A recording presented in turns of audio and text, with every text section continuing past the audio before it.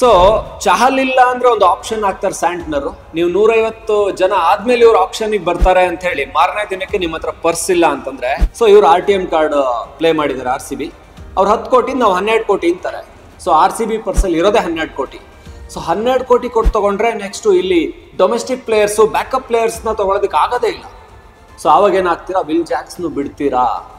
IPL craze ಶುರು ಆಗ್ತಾ ಇದೆ, ಅದು ಮೆಗಾ ಆಕ್ಷನ್ ಜೊತೆಗೆ. ಇಲ್ಲಿ RCBಗೆ ಹೇಳೋದೊಂದೇ, ಫ್ಯಾನ್ಸ್ ಹೇಳ್ತಾ ಇರೋದೊಂದೇ. ಇದನ್ನ ನಾನು ಹೇಳೋದಕ್ಕೆ ಕೊಟ್ಟಿದ್ದೀನಿ ಫ್ಯಾನ್ಸ್ ಕಡೆಯಿಂದ, ಪರ್ಸ್ ಉಳಿಸ್ಕೊಳ್ಳಿ. ಫ್ಯಾನ್ಸ್ಗಳಿಗೆ RCB ಒಳ್ಳೆ ಟೀಮ್ನ ಸೆಲೆಕ್ಟ್ ಮಾಡಲಿ ಅನ್ನೋದಷ್ಟೇ ಆಸೆ. ಆ ಆಸೆಗೋಸ್ಕರ ಪರ್ಸ್ನ ಕೊನೆವರೆಗೂ ಉಳಿಸ್ಕೊಳ್ಳಿ.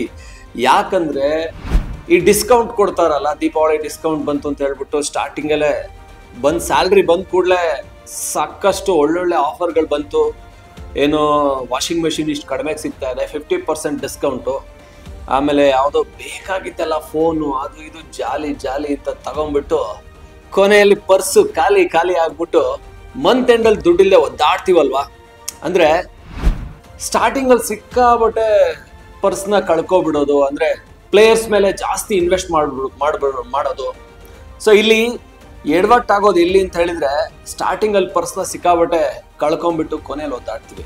RCB ಈಗ ಟೀಮ್ನ ಹೆಂಗ್ ಸೆಲೆಕ್ಟ್ ಮಾಡ್ಕೋಬೇಕು ಅಂತ ಹೇಳಿದ್ರೆ, ನಾವ್ ಹೇಳೋ ರೀತಿ ಅಲ್ಲ, ಫ್ಯಾನ್ಸ್ ರೀತಿ ಪರ್ಸ್ನ ಕೊನೆವರೆಗೂ ಉಳಿಸ್ಕೊಳ್ಳಿ. ಇದು RCBಗೆ ನಾವು ಕೊಡುವಂತ ಸಜೆಷನ್. ಯಾಕಂದ್ರೆ ಪರ್ಸ್ ಕೊನೆವರೆಗೂ ಉಳಿಸ್ಕೊಂಡ್ರೆ ಮಾತ್ರ ಬೆಸ್ಟ್ ಪ್ಲೇಯರ್ನ ಸೆಲೆಕ್ಟ್ ಮಾಡ್ಕೊಳಕ್ಕಾಗುತ್ತೆ, ಇಲ್ಲಾಂದ್ರೆ ಸಾಧ್ಯನೇ ಇಲ್ಲ.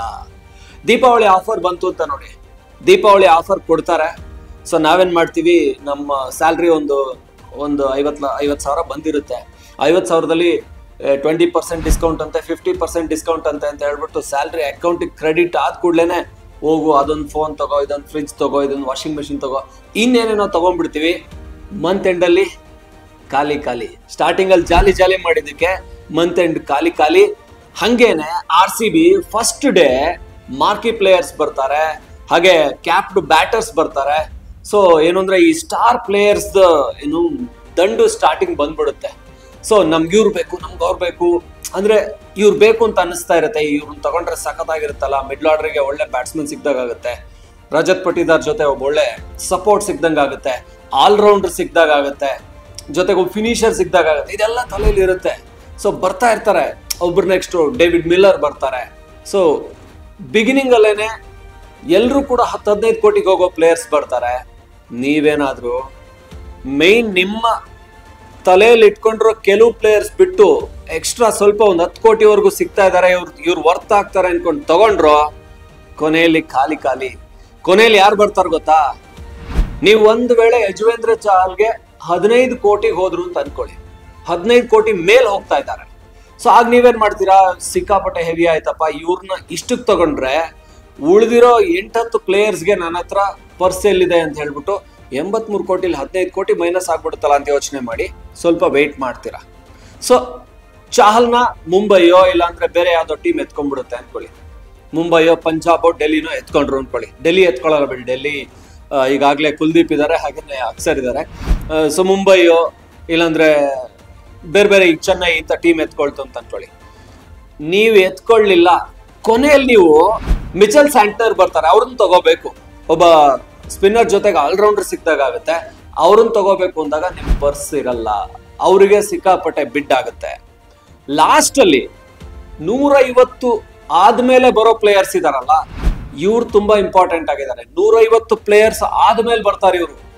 ಅಂದ್ರೆ ಫಸ್ಟ್ ಡೇ ಆಕ್ಷನ್ಗೂ ಸಿಗಲ್ಲ ಅನ್ಸುತ್ತೆ, 24th ಆಕ್ಷನ್ಗೂ ಸಿಗಲ್ಲ ಅವರು, 25th ಅಲ್ಲಿ ಬರ್ತಾರೆ. ಯಾಕೆಂದ್ರೆ ಫಸ್ಟ್ ಡೇ ಆಕ್ಷನ್ ಅಲ್ಲಿ ಮಾರ್ಕಿ ಪ್ಲೇಯರ್ಸ್ ಇರ್ತಾರೆ, ಮಾರ್ಕಿ ಪ್ಲೇಯರ್ಸ್ ಮೇಲೆ ಎಲ್ಲಾ ಟೀಮ್ಗಳು ಮುಗಿ ಬೀಳ್ತವೆ. ಸೊ ಮುಗಿ ಬಿದ್ದಾಗ ಆಕ್ಷನ್ ಟೈಮ್ ಜಾಸ್ತಿ ಆಗುತ್ತೆ.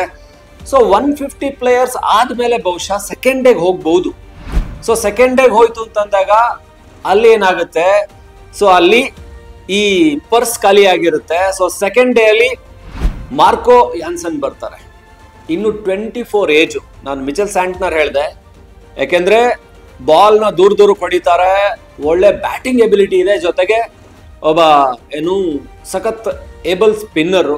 ಸೊ ಇವ್ರನ್ನ ಟೀಮ್ ಅಲ್ಲಿ ಇಟ್ಕೊಳ್ಳೇಬೇಕು. ಚೆನ್ನೈ ಅವರು ರಿಟೈನ್ ಮಾಡ್ಕೊಳಕ್ ಆಗದೆ ಇರೋದಕ್ಕೆ ಬಿಟ್ಟಿದ್ದಾರೆ. ಸೊ ಚಹಲ್ ಇಲ್ಲ ಅಂದ್ರೆ ಒಂದು ಆಪ್ಷನ್ ಆಗ್ತಾರೆ ಸ್ಯಾಂಟ್ನರ್. ನೀವು 150 ಜನ ಆದ್ಮೇಲೆ ಇವ್ರು ಆಪ್ಷನ್ ಬರ್ತಾರೆ ಅಂತ ಹೇಳಿ ಮಾರನೇ ದಿನಕ್ಕೆ ನಿಮ್ಮ ಹತ್ರ ಪರ್ಸ್ ಇಲ್ಲ ಅಂತಂದ್ರೆ ಸ್ಪೆನ್ಸರ್ ಜಾನ್ಸನ್ ಬರ್ತಾರೆ.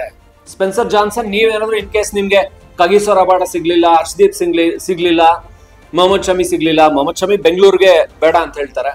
ಸೊ ಮೈನ್ ಬೌಲರ್ ಒಬ್ಬ ಗನ್ ಬೌಲರ್ ಸಿಗ್ಲಿಲ್ಲ ಅಂತ ಅನ್ಕೊಳ್ಳಿ, ನಿಮಗೆ ಸ್ಪೆನ್ಸರ್ ಜಾನ್ಸನ್ ಬರ್ತಾರೆ. ಬರುವಾಗ ನಿಮ್ಮ ಹತ್ರ ಪರ್ಸ್ ಇಲ್ಲ. ಭುವನೇಶ್ವರ್ ಬರ್ತಾರೆ. ಯಾವಾಗ ಬರ್ತಾರೆ ಅಂದ್ರೆ 150 ಎಲ್ಲ ಆದ್ಮೇಲೆ ಬರ್ತಾರೆ ಭುವನೇಶ್ವರ್. ಸೊ ಆ ಸೆಟ್ ಅಲ್ಲಿ ಬರ್ತಾರೆ. ಬಹುಶಃ 2ನೇ ದಿನ ಬಂದ್ರು ಬರ್ಬೋದು, ಇಲ್ಲ ಲಾಸ್ಟ್ ಅಲ್ಲಿ ಬರ್ಬೋದು.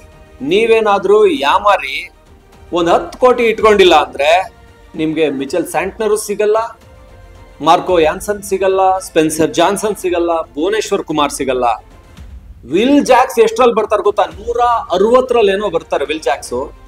ಅಂದ್ರೆ ಆಲ್ಮೋಸ್ಟ್ ಸೆಕೆಂಡ್ ಡೇಗ್ ಬರ್ತಾರೆ. ವಿಲ್ ಜಾಕ್ಸ್ಗೆ RTM ಮಾಡೇ ಮಾಡ್ತೀವಿ ಅಂತ RCB ಕಾಯ್ತಾ ಇದೆ. ಇದೆಲ್ಲ ನಾವೇನು ಹೇಳ್ಕೊಡೋದಕ್ಕೆ ಸ್ಕೂಲ್ ಮಕ್ಕಳಲ್ಲ. ಆಕ್ಚುಲಿ ಸಿಕ್ಕಾಪಟ್ಟೆ ಹೋಮ್ ವರ್ಕ್ ಮಾಡಿರ್ತಾರೆ. RCB ಅವರು ಕೂಡ ಬಿಡ್ಡಿಂಗ್ ಅಲ್ಲಿ ಇವ್ರನ್ನ ತಗೊಳ್ಳೇಬೇಕು ಅಂತ ಟಾರ್ಗೆಟ್ ಮಾಡ್ಕೊಂಡಿದ್ದಾರೆ. ಅದರಲ್ಲೂ ಕೂಡ ವಿಲ್ ಜಾಕ್ಸ್ ನ ತಗೋಬೇಕು ಅಂತ ಇದ್ದಾರೆ. ಸೊ ವಿಲ್ ಜಾಕ್ಸ್ ನ ತಗೊಳ್ಳೇಬೇಕು ಅಂತ ಹೇಳಿದ್ರೆ ಕೊನೆಯಲ್ಲಿ ಒಂದು ಪರ್ಸ್ ಎಷ್ಟಿರ್ಬೇಕು ಇವ್ರಿಗೆ ಅಂತ ಹೇಳಿದ್ರೆ ಒಂದು 15ರಿಂದ 20 ಕೋಟಿ ಪರ್ಸ್ ಇರಲೇಬೇಕು. ಯಾಕಂದ್ರೆ ಅದಾದ್ಮೇಲೆ ಅನ್ಕ್ಯಾಪ್ಡ್ ಪ್ಲೇಯರ್ಸ್ ಬರ್ತಾರೆ. ಡೊಮೆಸ್ಟಿಕ್ ಅಲ್ಲಿ ತುಂಬಾ ಚೆನ್ನಾಗಿ ಏನು ಆಡ್ತಾ ಇರೋರು ಬರ್ತಾರೆ. ಅವ್ರನ್ನ ಗ್ರೂಮ್ ಮಾಡೋದಕ್ಕೆ ನೆಕ್ಸ್ಟ್ ಸೀಸನ್ ಗಳಿಗೆ ಟೀಮ್ ಬಿಲ್ಡ್ ಮಾಡ್ಬೇಕು ಅಂದ್ರೆ ಒಂದಷ್ಟು ಈ ಬ್ಯಾಕಪ್ ಪ್ಲೇಯರ್ಸ್ ನ ಇಟ್ಕೋಬೇಕಾಗುತ್ತೆ. ಆ ಬ್ಯಾಕಪ್ ಪ್ಲೇಯರ್ಸ್ ಒಂದು 5 crores ಅಂತೂ ಇಟ್ಕೋತಾರೆ. ಸೊ ಹಾಗಾಗಿ ಸೆಕೆಂಡ್ ಡೇ ಏನಾದ್ರು ವಿಲ್ ಜಾಕ್ಸ್ ಬಂದ್ಬಿಟ್ರೆ ನೀವು RTM ಕಾರ್ಡ್ ಇದ್ರೂ ಕೂಡ ನಿಮ್ಮ ಹತ್ರ ದುಡ್ಡಿಲ್ಲ.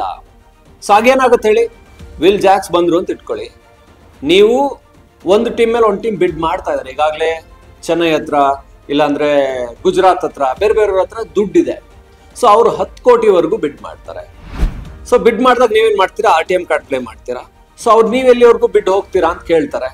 ಸೊ ಗುಜರಾತ್ ಅವ್ರಿಗೆ, ಗುಜರಾತ್ ಇದ್ದಾರೆ ಅಂತ ಅನ್ಕೊಳ್ಳಿ, ವಿಲ್ ಜಾಕ್ಸ್ಗೆ ಅವರು ಬಿಡ್ ಮಾಡ್ತಾ ಇದ್ದಾರೆ. ಸೊ ಇವ್ರು RTM ಕಾರ್ಡ್ ಪ್ಲೇ ಮಾಡಿದ್ದಾರೆ RCB. ಅವ್ರು 10 ಕೋಟಿ, ನಾವು 12 ಕೋಟಿ ಅಂತಾರೆ. ಸೊ RCB ಪರ್ಸಲ್ ಇರೋದೇ 12 ಕೋಟಿ. ಸೊ 12 ಕೋಟಿ ಕೊಟ್ಟು ತಗೊಂಡ್ರೆ ನೆಕ್ಸ್ಟ್ ಇಲ್ಲಿ ಡೊಮೆಸ್ಟಿಕ್ ಪ್ಲೇಯರ್ಸ್, ಬ್ಯಾಕಪ್ ಪ್ಲೇಯರ್ಸ್ ನ ತಗೊಳೋದಕ್ಕೆ ಆಗೋದೇ ಇಲ್ಲ. ಸೊ ಅವಾಗ ಏನಾಗ್ತೀರಾ? ವಿಲ್ ಜಾಕ್ಸ್ ಬಿಡ್ತೀರಾ. ಸೊ ಈ ಎಡವಟ್ಟನ್ನ ಮಾಡ್ಕೋಬೇಡಿ. ಯಾಕಂದ್ರೆ ಈ ಎಡವಟ್ಟನ್ನ RCB ಹಿಂದೆ ಮಾಡ್ಕೊಂಡಿದೆ. ಕಳೆದ 17 ವರ್ಷ RCB ನೋಡ್ಕೊಂಡೇ ಬಂದಿದ್ದೀವಿ. ಆಕ್ಷನ್ ಟೇಬಲ್ ಮೇಲೆ ಸೋತ್ ಹೋಗಿದೆ. ಈ ಸಾರಿ ಸೋಲ್ಬಾರ್ದು ಅಂತ ಹೇಳಿದ್ರೆ ಸೆಕೆಂಡ್ ಡೇ ಎಂಡ್ ವರ್ಗು ಪರ್ಸ್ ಉಳಿಸ್ಕೊಂಡಿರ್ಬೇಕು. ಸೆಕೆಂಡ್ ಡೇ ಎಂಡ್ ಅಲ್ಲಿ ಒಳ್ಳೊಳ್ಳೆ ಅನ್ಕ್ಯಾಪ್ಡ್ ಪ್ಲೇಯರ್ಸ್ ಬರ್ತಾರೆ. ಆ ಲಿಸ್ಟ್ ಕೂಡ ನಾನು ನಿಮಗೆ ಹೇಳ್ತೀನಿ. ಯಾರನ್ನ ತಗೊಳ್ಳೇಬೇಕು, ಅನ್ಕ್ಯಾಪ್ಡ್ ಅಲ್ಲಿ ಯಾರನ್ನ ತಗೊಳ್ಳೇಬೇಕು, ಯಾರನ್ನ ಮಿಸ್ ಮಾಡಬಾರ್ದು, ಯಾರು ಬೆಸ್ಟ್ ಪ್ಲೇಯರ್ಸ್ ಅಂತ ಕೂಡ ಹೇಳ್ತೀವಿ. ಇದು RCB ಎಡವಟ್ ಮಾಡ್ಕೊಂಡಿದ್ರ ಬಗ್ಗೆ ಈ ಸಾರಿ ಆದ್ರೂ ಎಚ್ಚರಿಕೆಯಿಂದ ಮಾಡ್ಲಿ.